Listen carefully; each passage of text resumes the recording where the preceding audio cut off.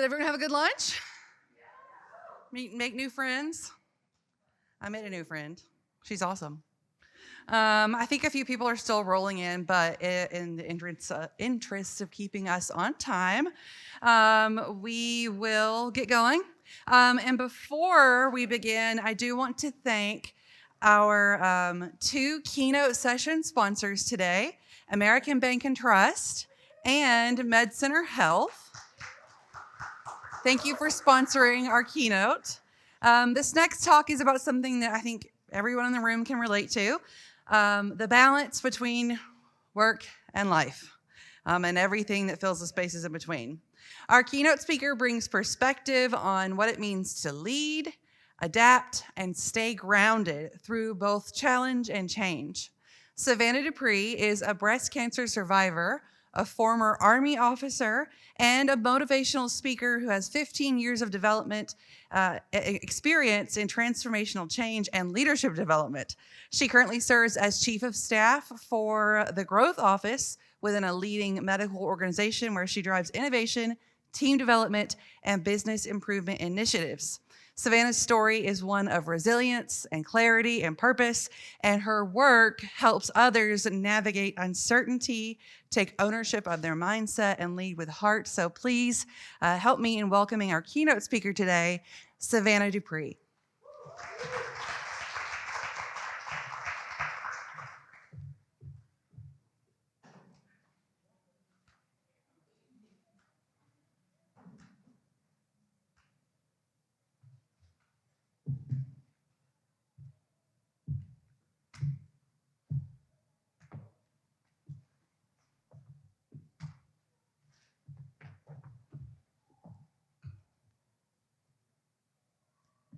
There it is. I'm like, where's the microphone?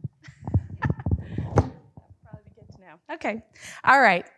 Thank you so much for the wonderful introduction, Savannah Dupree, and I will be talking to you today about perspective in life and work and in the chaos that we all often are in. And so let me see here. Is this the clicker? Okay. Awesome. All right. Okay. So first, as I was preparing to be here today, one word kept coming to mind for me. And this is a word that often, growing up, I would say, oh, I hope I can do that. Oh, I hope I can make that team. Oh, I hope I get that job. Oh, I hope I do well. And my dad would always be there saying, Savannah, hope is not a method. You need to figure it out. You need to find a way. You need to have a system. Hope is not a system. So I thought about that and a lot of things that have been going on here lately, especially. And I thought, I'm going to make it a system. I'm going to make it a framework. And so here you have it. Hope, hard things require an open mind, a positive attitude, and embracing change. There's always a lesson. There's always a gift. And as I was preparing today, I also wanted to include, because my family is such a huge part of my life and my priorities, as I was preparing my daughter, she's 6, so you'll notice with some of the spelling and such on the index card, if you can see it well. She was listening to me prepare, and she created this little index card and ran it over to me and handed it to me and ran away, just as quick as could be, to tell me that she wanted to encourage me to do a really good job. So there's been a lot going on. So I was going to be on a scooter here today, but things have gotten a little better. Recently, I broke my foot, and it couldn't have happened in a worse time. I'd love to tell you that it was a super cool story. Like I was defending my kids from a pack of wolves, or you should see the other guy. It was quite the fight. Actually, I got up from the couch, turned to tell my husband, don't start the next episode, and I rolled the side of my foot and broke it. I didn't even know you could do that. And it's not because I'm 40. I did have my bone density checked. We're good. But it happened when I'm not coaching just one soccer team, but I'm coaching 2, my 12-year-old son and my 10-year-old son. So now I've been out on the soccer fields, even just last night, We did a great, fun pink night. I'm out on the soccer fields, rolling along on my scooter, yelling and coaching to the teams. So then I got sick, and it turned out not to just be a cold, of course, but pneumonia. And I was still out there on the soccer fields, yelling as much as I could to encourage the teams to go on. It keeps going, guys. This is all within like the past 2 months, by the way. So then my son breaks his toe in his soccer game. So like, great. And we're getting ready to go to DC for fall break. We're both going to be on scooters. So that's the picture of me and him. As you can tell, I'm not quite amused. On our crutches together. And as we left the diagnostic center, the sun is there because I literally took a pretend stone, held it up to the sun, and yelled, "Jumanji!" It's got to stop. I give up, I quit. And so I tell you that because we all have those moments, right? I'm sure I could ask every single one of you, and you've had a moment or moments like that, where everything seems to just go wrong at once and it all piles in and you think, how am I going to get through this? Is it ever going to stop? And that's where hope is so important, because having that positive mind, being open and really embracing what you're going through, as I have with the broken foot, is always going to lead to a better outcome. And you will get through it. And in fact, when you get to the other side of it, to the other side of those hard things, that's where the treasure is. That's where you have the best gift, the learning and the lesson. For me right now, breaking the foot, I really think the lesson is God likes to hit me in the face with things. And that was, Savannah, slow down. You're writing a book, you're doing motivational speaking, you're working full time, you're coaching 2 teams, all kinds of things going on. Maybe you should slow down a little bit and be more present. So with that, let's talk about that, right? Balance. So the title was Beyond Balance. I will tell you, balance is a myth. If you are trying to find balance, you are trying to seek it out, you are trying to get everything perfectly aligned, it's never going to happen. And I don't tell you that as negative, I tell you that actually as a positive. So before I go into that a little bit more, how many of you all, and if I ask you the question, keep your hand raised, even if not everything applies, just keep your hands up. How many of you all are parents? Okay, a lot of hands, a lot of hands. How many of you all that are parents have a lot of extracurricular activities? Yeah? How many of you all who aren't parents, but you have a lot of extra things going on? Lots of things, okay? How many of you all are caregivers? A few back there, okay, yeah? All right. How many of you that raised your hands would say, you have everything perfectly balanced? Anybody? Because I want to talk to you. No? No hands. Okay. All right. So when I became a mom is when I really learned more about the fact that this idea of work fitting in one box on one side, as you see it in this image, and life fitting so neatly in this other box that you see on the other side. When I had my first child, I really thought that was attainable. And I remember at the time working for the same corporation that I work for now, but it was not very flexible. I had to drive to work every day. It was an hour there, and it was an hour home. 2 hours of my day sucked up in a car. I had to make sure I could get home from that location to be able to get my son from daycare before it closed. And I remember the first 6 months, especially of his life, ear infection after ear infection after ear infection. And I thought, oh my gosh, am I ever going to work a full day's worth of work? Are they going to fire me? I remember the conversations even with my husband. Who's getting fired today? And it was very, very tough. And I remember thinking, this is so hard. How are other people doing it? I'm not the first one to have a child and work. Lots of parents work with children. And I came across this book, and it was quite a game changer for me. And I'm a big reader, and I'm a big believer in personal development, which is why I was excited as well to be here with you all, because that's what you guys are here doing, which is awesome. Being a learner is so important. But I came across this book, and it was called I Know How She Does It by Laura Vanderkam. Phenomenal book. And in that book, she does a study, and it's on women who have to have had at least one child, and they have to have had a certain level of income to be in the study.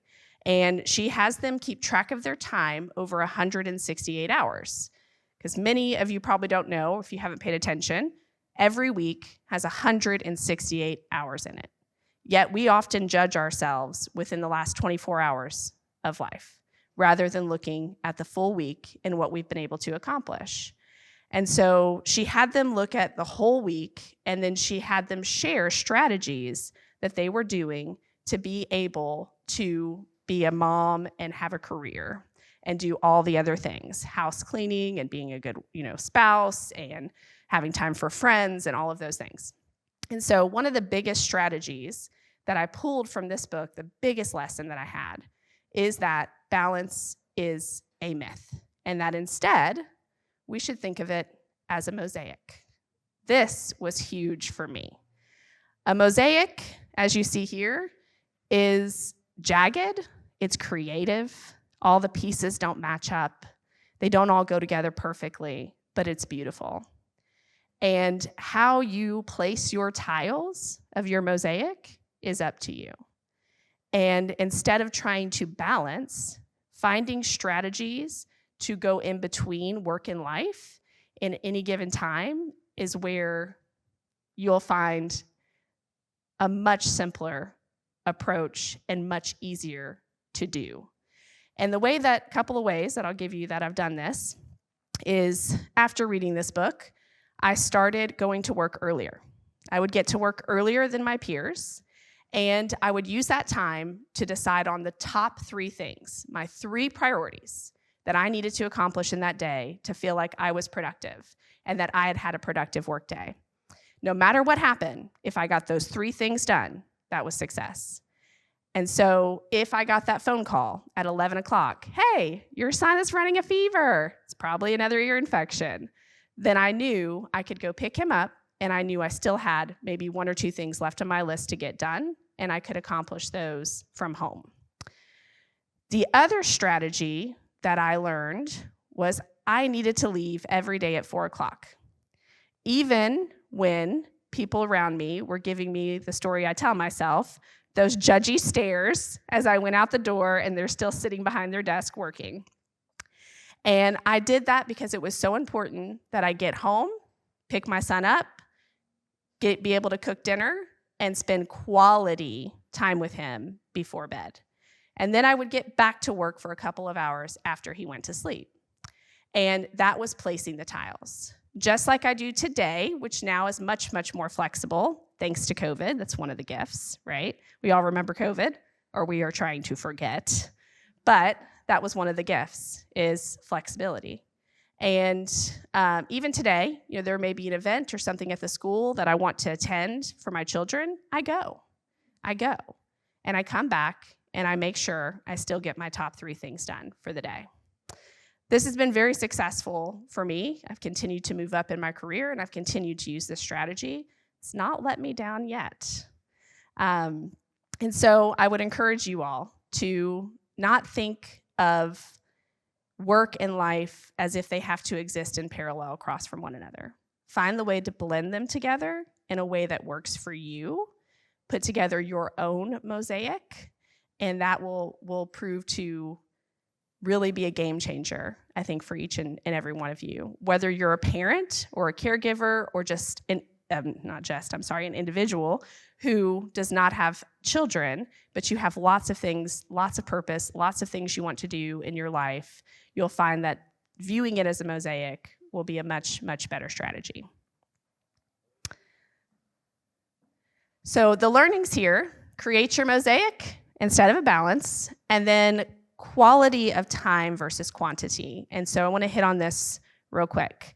So one of the other stories in this book that I pulled out was a woman who was traveling 3 nights out of the 7 a week that she was away from her family and her children. And she was judging herself, lots of mom guilt, because she wasn't home 3 of the nights to read the bedtime story to her daughter. And what Laura Vanderkam pointed out to her was, you weren't there the 3 nights, but you were there the other 4. And 4 is more than 3. And those 4 nights you read to your daughter every single night. And I will tell you, as someone, I have 3 children of my own, you can spend 20 minutes doing something they really love. Like I played Polly Pockets yesterday, little Polly Pocket people, 20 minutes, and that to them is all they need. Or you can try to be distracted and spend 2 hours sort of playing, sort of checking emails, sort of looking at texts, and it's really not quality time. Even for our stay-at-home parents, which is wonderful, I think that's amazing, you're not spending 8 hours a day focused on your child. No way. Even if you're a caregiver, you're not spending 8 hours a day caring for that loved one. You are having laundry and errands and bill paying and all these things that happen. So it's the quality of time, not the quantity of time. All right. So we've talked about balance, that's a myth. Let's talk about perspective. So I love this story, and hopefully you haven't heard it and this will be new, but if you have, hopefully it'll be a good reminder. This is the Chinese parable. So there was a Chinese farmer, and he had a horse, and that was the way he made his living. And one day, while he was out taking care of his horse, it got spooked, took off running, left the property, and they could not find the horse. His neighbors came over and said, "Oh my gosh, this is so bad. This is horrible. We feel so bad for you. What can we do? Oh, this is horrible." And the farmer's response was, "It's neither good or bad." And they thought, maybe he's in shock. Then, the next day, his son, the farmer's son, goes looking for the horse. And as he's looking for the horse, he finds it, but he also finds a bunch of wild horses with it. And he leads his horse and the wild horses back to the farm. And the neighbors come over and say, "This is so great. This is so wonderful. Look at these horses. What a great thing." And the farmer said, "It's neither good or bad." And they're like, "There's something wrong with him." So then, the next day, the son is trying to train one of these wild horses. And as he's trying to train it, it gets spooked, it bucks, he flies through the air, he falls on the ground, and he breaks his leg. And here come those neighbors again, quite nosy, in fact, and telling the farmer, "Oh no, this is so bad, this is so bad. Now your son has a broken leg." And the farmer responded again, "It's neither good or bad." And they got more concerned about the farmer. The very next day, it was announced that there was going to be a war, and that this area that they lived in China, that they were coming for all the well-able-bodied men to fight in this war. They showed up to the farmer's place, and his response was, "My son has broken his leg. He's not able to go."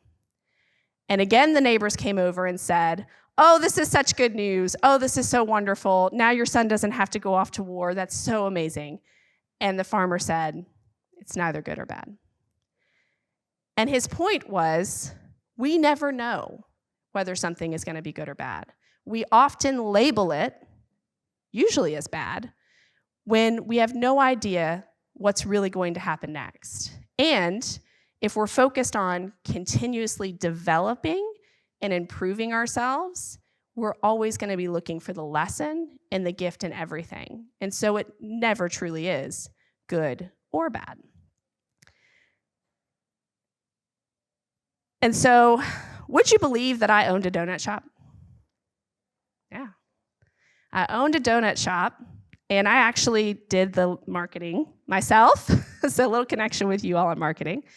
Created the logo, lots of help from others, not only on my own, but created the logo, the beautiful pink, all the hearts that are on the back wall. We had an amazing lady come, and she painted that mural on the wall. It was beautiful.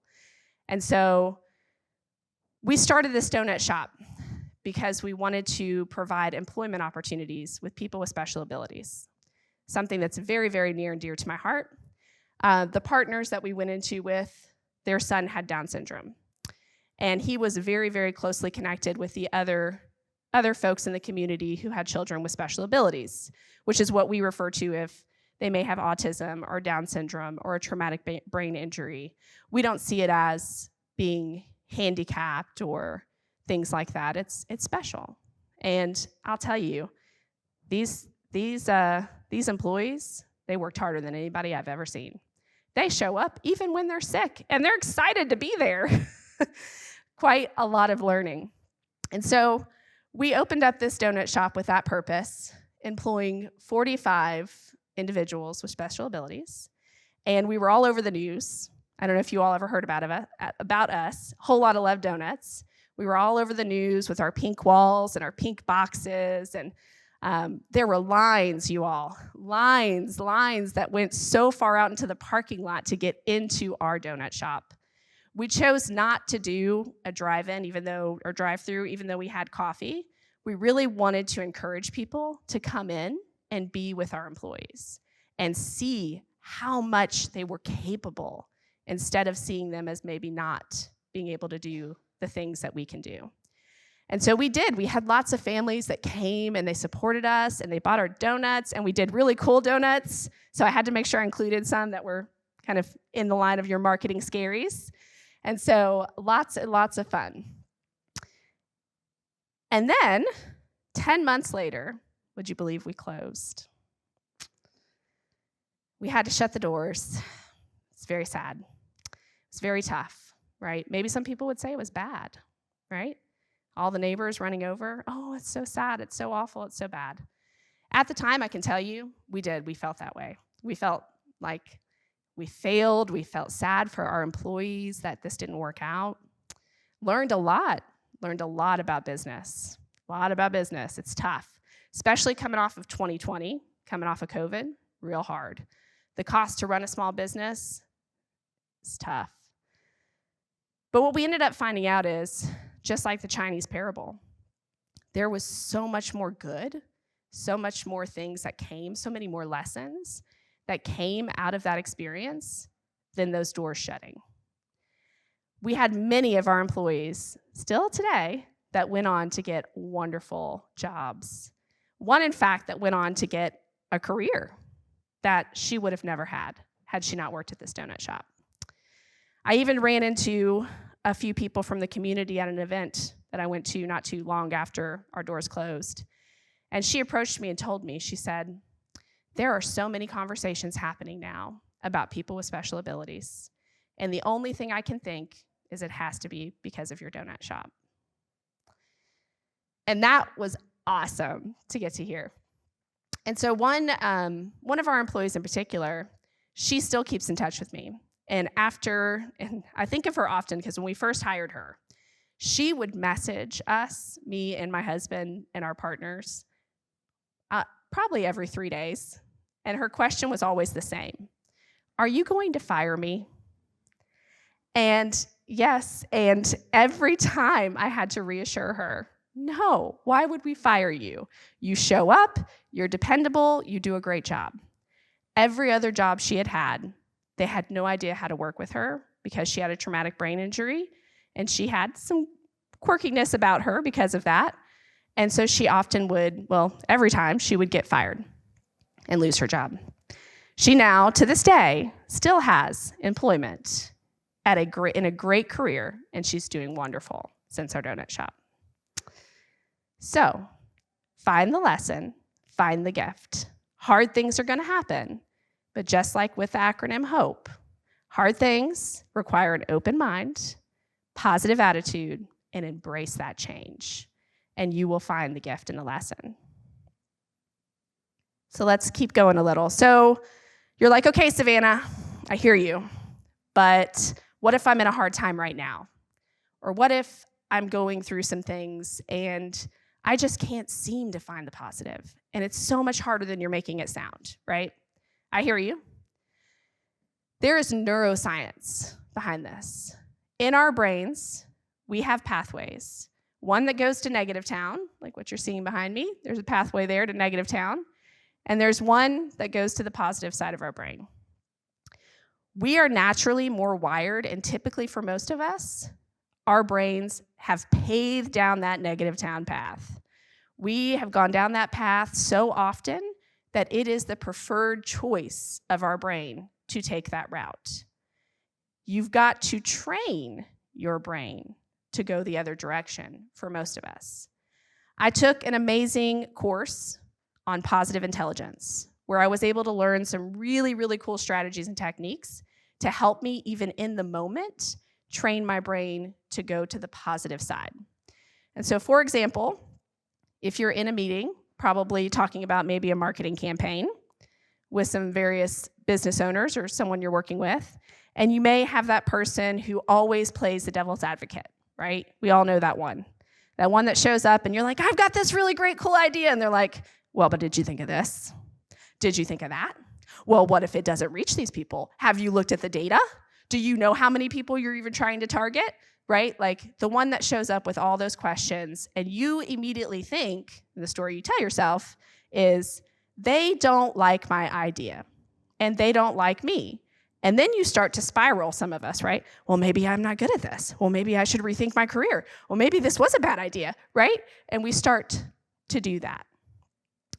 Instead of doing that, real simple, pause in those moments.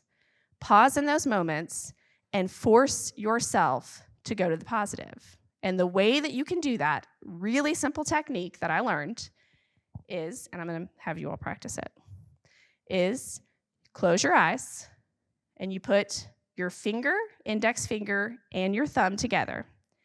And I want you, with such intensity, to rub those two fingers together where you can actually feel the ridges of your fingers.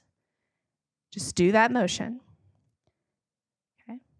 Then I want you to open your eyes, okay? And get curious. And the next thing that you do is to ask a question. So that person who said, oh, but what about this and what about that? And did you think about this? And say, okay, how can we make this better? How can we make this idea better? What are your recommendations? Or tell me why you're so passionate about that piece of data. Help me understand. Why are you so passionate about that? Now, of course, ask it in a good tone and curious, not, why do you want to do that, right?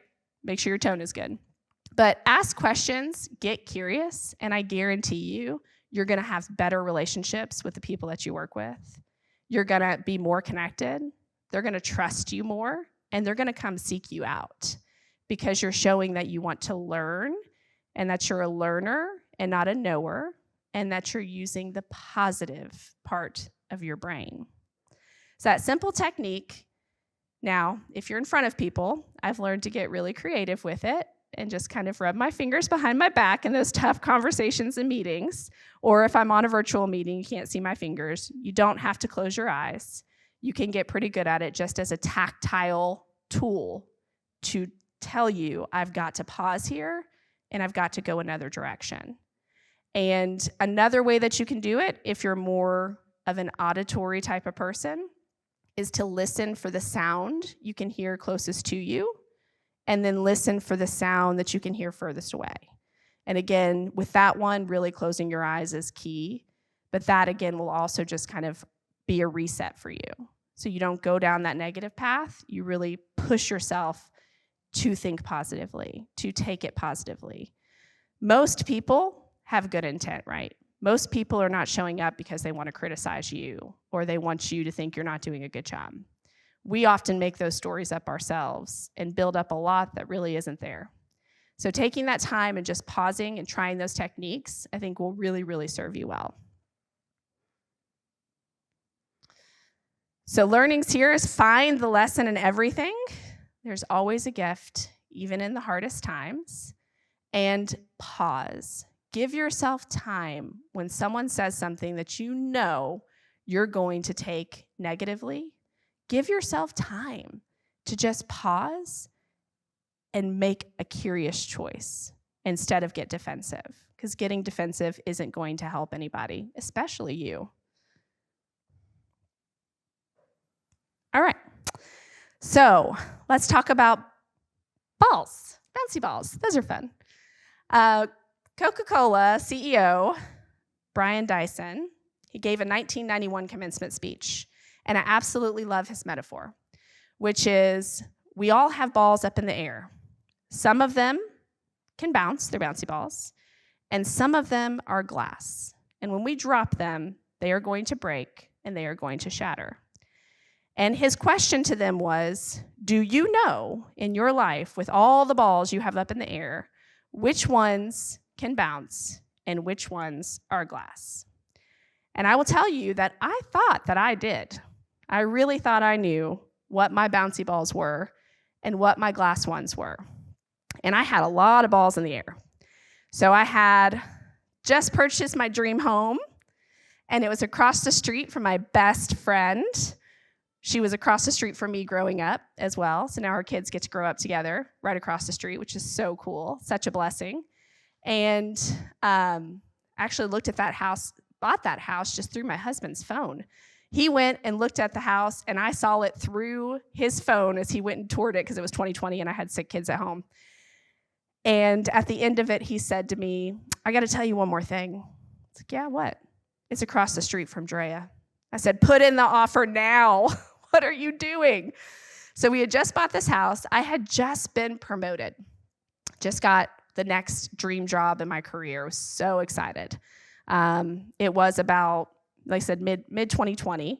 I was homeschooling my 2 boys while I was working full time. A little crazy. Yeah, I think I was kind of crazy. We'd had a hard time with the school, and I decided, you know what? I can do this better. I'm going to do it myself. I'm going to figure this out. And so they were home. I was homeschooling them, little Dupree homeschool. And we had, because that wasn't enough, we got a puppy. Who doesn't need a puppy in their lives? They're great, aren't they? They pee everywhere, and they bark at everything, and they want to be under your desk. And, that was a lot of fun. And then we were preparing. We were working on this donut shop. We hadn't quite opened the doors yet, but we were preparing to open the doors of this donut shop. And I was doing a lot of work to really tell the story about what we were trying to do, and a lot of marketing, and have a big heart for marketing and the creative work that you all do. And that was a lot of fun. So I had that ball in the air. My little farm bell, I always wanted a farm bell to be able to ring and call the kids in for dinner, from the cows, which we don't have any cows. But, So all that was going on.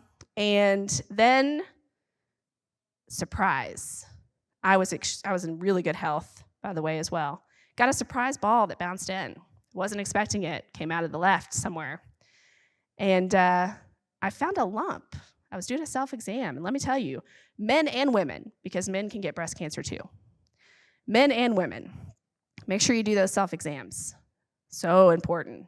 Saved my life.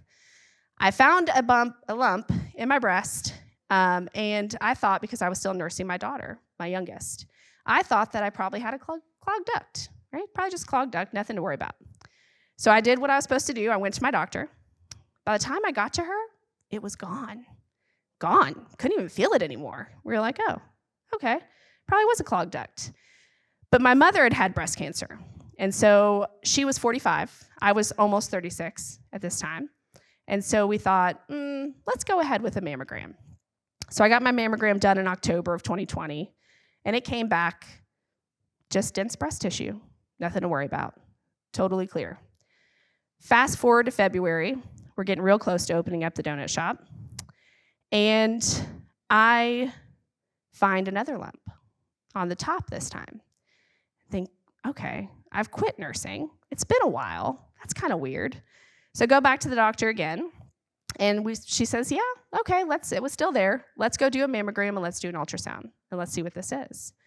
So the mammogram came back again. Nothing. Just dense breast tissue. Very, very weird. But the ultrasound came back immediately as, this is not good. We need to biopsy this pretty quick. So from there, it went to a biopsy and waiting. And then on International Women's Day, of all days, of 2021, is when I was diagnosed with lobular breast cancer. Basically stage 2. And you don't ever want to hear that word with your name. And if any of you out there have, you'll completely understand. You never want to hear that word cancer with your name. So for me, I really, really quickly learned that I had a really important glass ball that I didn't realize was a glass ball. Because if you'd asked me before cancer, I would have told you work was a glass ball.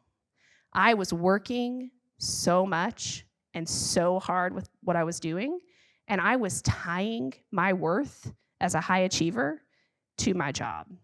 That was what, to me, made me worthy, that I had an important job and that I was putting everything into it.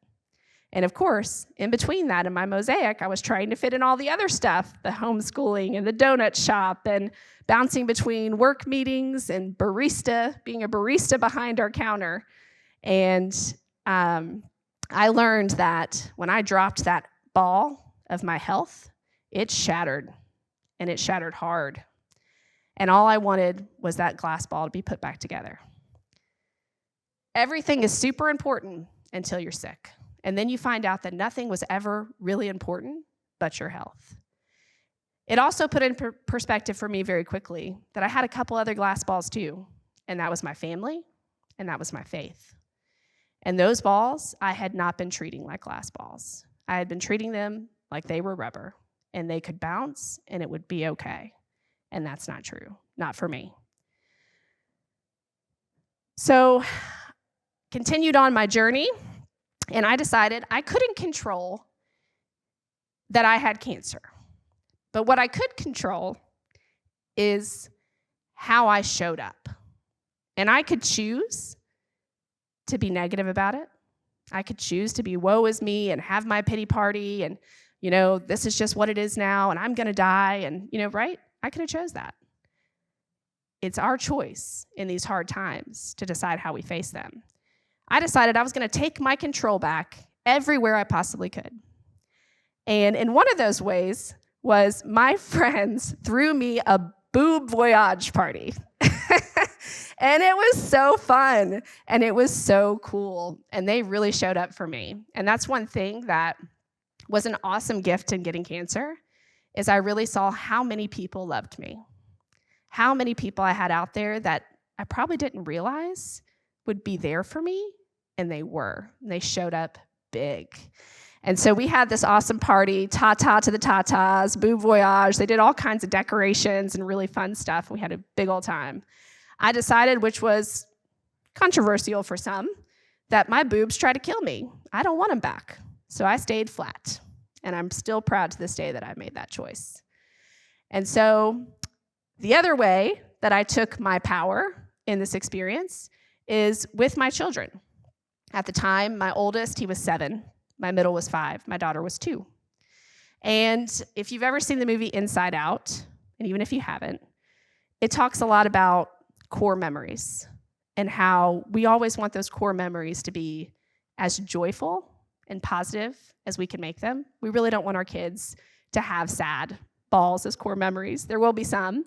I didn't want this one to be a sad core memory. I wanted it to be joyful. I wanted them to see the light in the experience and that mom was going to be okay.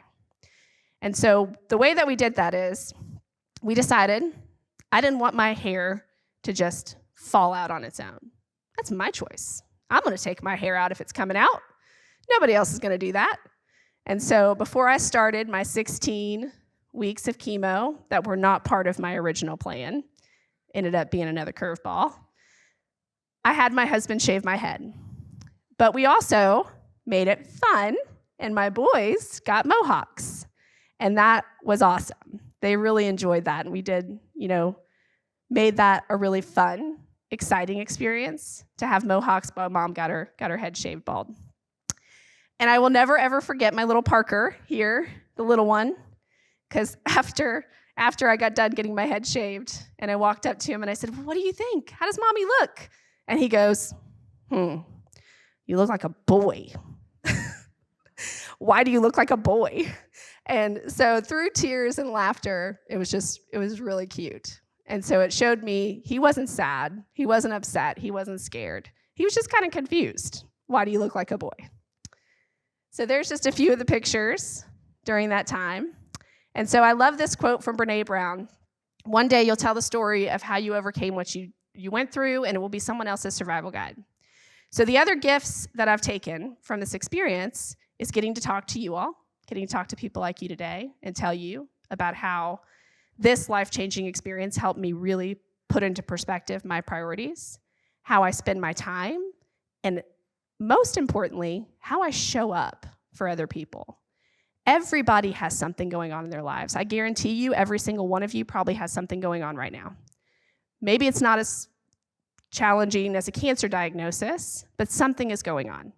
But we're not walking around with shirts that say, I'm fighting cancer, or my dad just passed away, or my child is going through a really hard health challenge. Name a thing. We're not walking around with that on our shirts. And in fact, when I got cancer, I told very few people. Very few people knew. In fact, even at work, very few people knew. And there was times I was sitting in that chemo room with beeps going on behind my head, running meeting after meeting. I worked through most of my treatments, except to the very end, and a lot of people had no idea that I was getting chemo every week during that time. So to me, knowing that, I try to make sure that no matter what I'm doing, where I'm at, who I'm working with, I prioritize connection with those people, and I show up with grace, and I show up with love, and I always prioritize, hey, how are you? And not just the, hey, how are you? Okay, bye, have a great day. Don't do that. I prioritize the, hey, how are you? And the pause. Tell me how you are. Connect. Connect with the people that you work with. Connect with the people in your community. Connect with the people around you.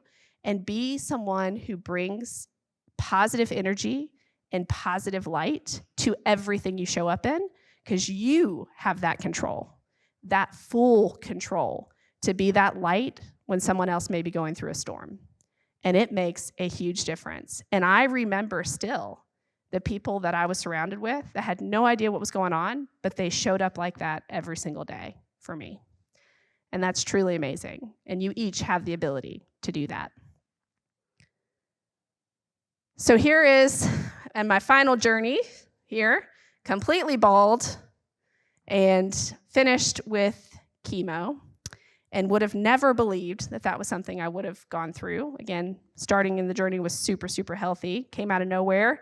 I thought I was invincible. Found out, no, not quite.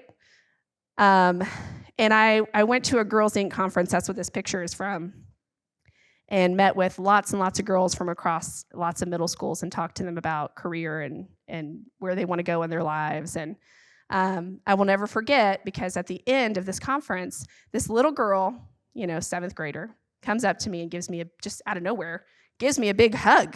I'm like, whoa. And then she looks at me and she goes, I just want to tell you you're beautiful. So sweet, so kind, so awesome.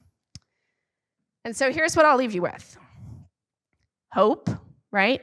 Hope is not a method, but when hard things happen, you need to have an open mind, positive attitude, and embrace whatever change is happening, because if you're a person of faith, God is leading you somewhere and he is teaching you something. And if you're not, you're still having a lesson in that experience. There is a lesson and there is a gift. Your life is a mosaic. Quit trying to find balance. It is not attainable. Find a way to create that artwork for yourself. Make it work. Make that dance work. Place those tiles. Know your rubber balls and your glass ones. I would encourage each of you, do an audit, right? We do audits of things, don't we? Or people audit our processes and they audit all kinds of stuff. Have you ever audited your life? Have you ever thought maybe if it's important enough to do it in work and business and everything else, maybe I should audit my life? Do I have my priorities right? Do I have my perspective right? Do I know why I'm here? Have I found the gifts that I'm here to use? Take time, do that audit, and find out what are your rubber balls that you can let go of. Work is a rubber ball. It's rubber. Friendships, rubber. They'll bounce back. Find out what your rubber balls are and what your glass ones are. Don't be like me. Don't wait till you drop that health one and it shatters all over the floor in front of you. Take the time now and figure that out. Lastly, I was 10 years old when I got the chance to hear Maya Angelou speak. One of my favorite people, favorite speakers, beautiful poetry. At 10, I didn't quite even understand the magnitude of what I was getting to experience listening to her speak. But even to this day, one of my favorite quotes of all time is this: be a rainbow in someone else's cloud. When someone talks about you, do you want them to say, oh, hell, not that girl, not that guy, I don't want to work with them, I don't want to be around them, right? No, don't put me on that project. Or do you want them to say, oh, she's so sweet, she's so kind, you know what? She shows up, she has grace, I want to be around her, right? That's who we want people to think of us as. That's how we want people to refer to us. And the way you do that is so easy, so easy. Be that rainbow in someone's cloud. You have that ability. You can go do that today, no matter what you're doing, no matter what work you do, where you go, be that rainbow in someone's cloud. Thank you all for having me.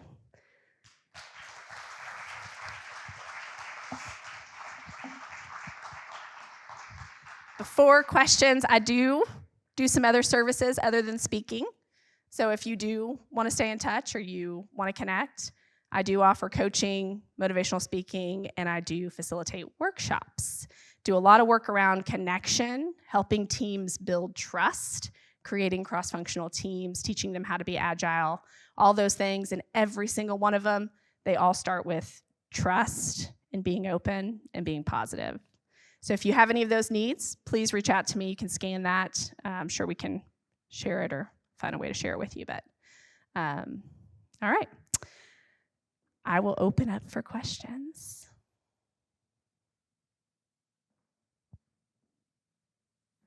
Yes. Yeah.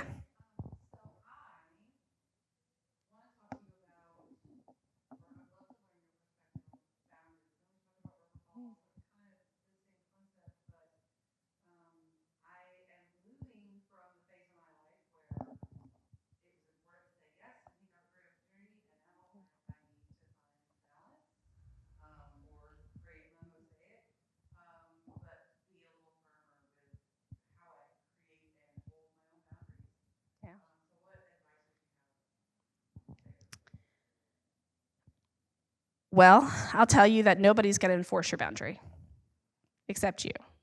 So once you know what that boundary is for yourself, you have to hold yourself accountable to keeping it. And that means, like the example of where I left at 4 o'clock every day, and I had those stairs, and I know, it's a story I tell myself, but I know some of my coworkers were like, why does she think she can leave at 4 o'clock?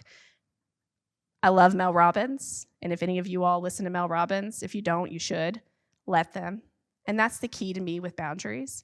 You set them, and you have to enforce them for yourself. Nobody is going to do it for you. They're not going to respect them until you make them respect them. And so that's even as simple as, like, if somebody wanted to schedule a meeting at 6 o'clock at night, I would email them back and say, I can't do 6 o'clock. I leave work at 4 o'clock. But if you'd like to meet at 3:30, or if you'd like to meet tomorrow at 8:30 or 9, I'm available. They are not going to know your boundary if you don't state it. So people are going to schedule the meetings. They're going to do the things. If you don't tell them, hey, that doesn't work for me, I have a boundary, you can't expect that they're going to know. Just like with well-being time. I hold my well-being time in my calendar religiously.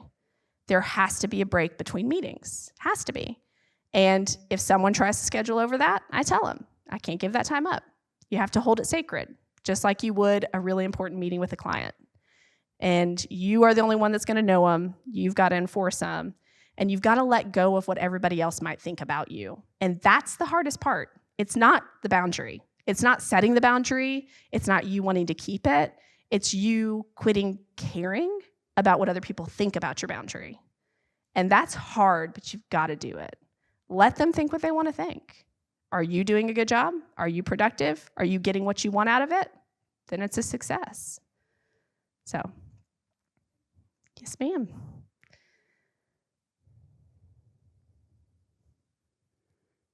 So you guys are going to let me off easy. Yeah.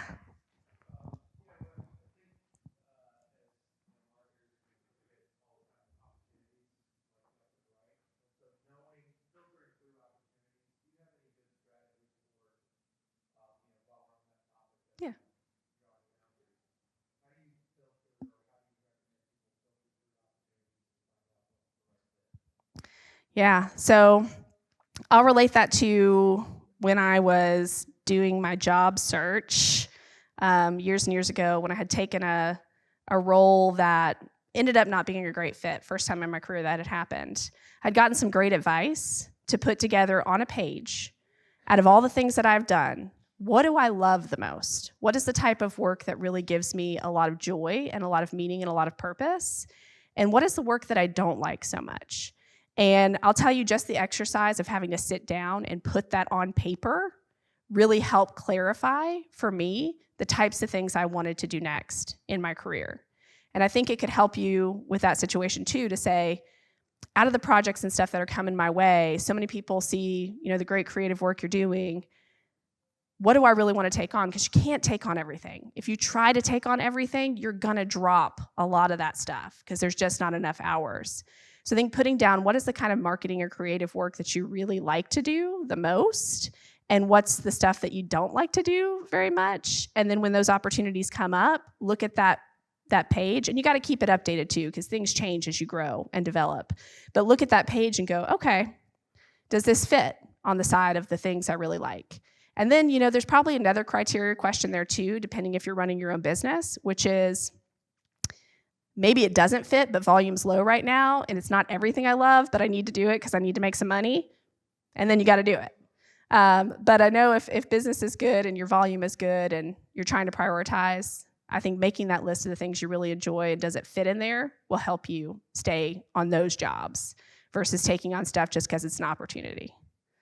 So hopefully that helps. Yeah. Oh, perfect. Yes. Yes. I would do it quarterly. Yeah, I think that's great. Yeah, doing that visionary board quarterly would be a great idea because you're growing and you're developing and you're learning new things. And as you experience other stuff, you're like, oh, I really like that. I want to make sure that you capture that you enjoy that. And that's one thing I meant to tell you all too at the beginning. I was so excited to tell you about all the other stuff. I think it's so cool, by the way, that you guys are here and that you're learning and you're developing yourself. And I know you've been learning about AI. I did want to tell you, I use AI a lot in my work, but I don't use it to create things. I use it to refine them or make them more concise. I would encourage you all to embrace it because with the simple tasks that you're doing, it's really, really going to help you. But remember that you are the human. You are the one that's going to have the big ideas, and AI is not human.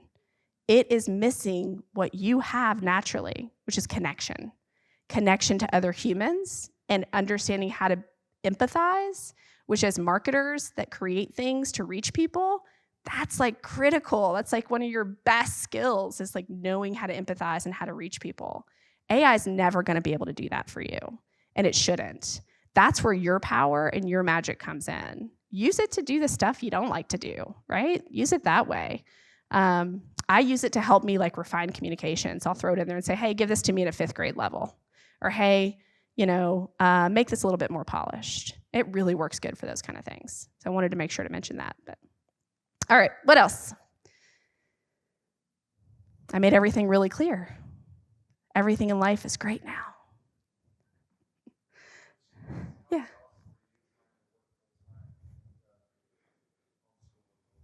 Exhausted. In fact, I bet the cortisol in my body was so high that it was probably outrageous. And it was shortly thereafter that I had taken that on for 4 months. So it was 4 months. And then the schools went back to 5 days a week, which is when I sent my kids back. The challenge was, it's like the mosaic thing, the challenge was they were having to work virtually. I think it was 1st grade. I think my son was in preschool, my middle son. But they were having to do everything virtually. And it was being dictated by the school and the teachers. And then I was having to be in meetings. So I was trying to get them in a virtual session, and I'm trying to get me in a meeting, and it was all just chaotic. And I thought, well, how can I control this? Well, I'll set the work, and I'll be the one to figure it out instead of them telling me when I need to have my kids. And then it was very emotional for my older son with the teacher he had. He was in tears. I thought, this just isn't healthy. So I did it for 4 months. I probably couldn't have made it another day past the 4-month mark and still had my sanity. And when they opened the schools back up, I sent them back, so it was 5 days a week. I thought, okay, this is probably better for you all now to be back in that environment. I found out I had cancer shortly thereafter. So whether or not all that cortisol may have played into it, there's potential. I'm one of those people, I have a tendency to just take on a lot. And so that's why that glass ball and rubber ball hits me home so well. It's so important to know that, because I like to do a lot and take on a lot. Yeah.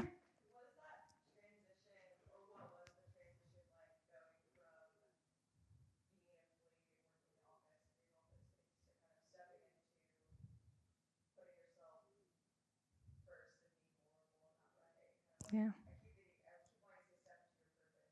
It is. It is. Yeah. Amazing.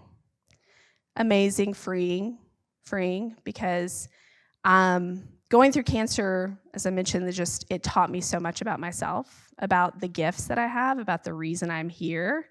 I'm big on connecting with people and helping them and guiding them, and I feel like going through that experience helped me to really focus on that and realize that that's where I get a lot of meaning and I get a lot of joy doing things like this. And boundaries, though, back to the boundaries part of that's where it's important. Like, once you kind of go through that experience, that picture of me with no hair is still on my driver's license, because I got one of those, what are they called? The one they make you get. I got it early, and I thought, oh, maybe they'll let me use an old picture. No.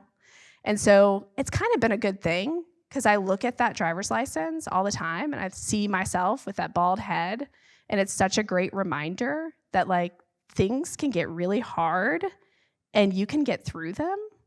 And it kind of makes things now that happen, even breaking my foot, not so hard. I'm like, it's inconvenient. It's a pain. My husband's sitting in the audience. He might tell you otherwise, but, but it's not so bad. But it has, to your question, it has been really freeing and really great to, like, figure out what I do well and really start doing it and enjoying it. Just brings you a lot of happiness. So, what else? Yeah. Someone else back there? Oh, you're waving me. Thank you. You're doing the job I asked you to do. Thank you. Okay. Oh, that light is so bright. Any others? Yeah, thank you all so much for having me. It's a pleasure.